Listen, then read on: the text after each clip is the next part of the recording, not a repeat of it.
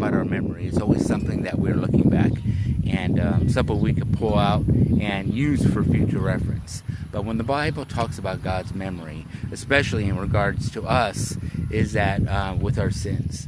And the Bible tells us that God has no memory. Once we come to Him and ask for forgiveness, God has no memory of our sins. And some people think about, well, I mean, God's perfect. How can He have no memory of us? That kind of lends to, that doesn't sound like perfection.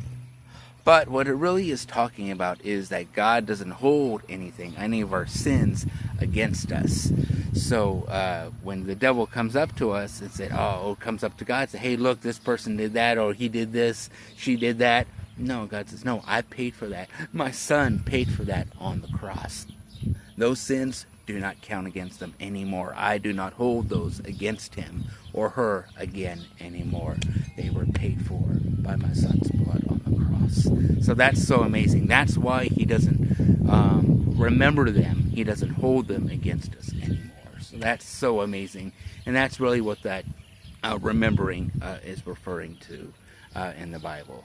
So, and that really comes from a prophecy talked back in Jeremiah on the remembering portion of it. And it's kind of pretty amazing when you think about it, how prophecy works and how it just looks forward to, because they had all these rules and regulations that they had to follow, and how Jesus' blood paid for every single one of those, and how the new covenant came in, and that's what we rely on now. Jesus' blood shed on the cross takes care of every sin. We don't have to sacrifice anymore.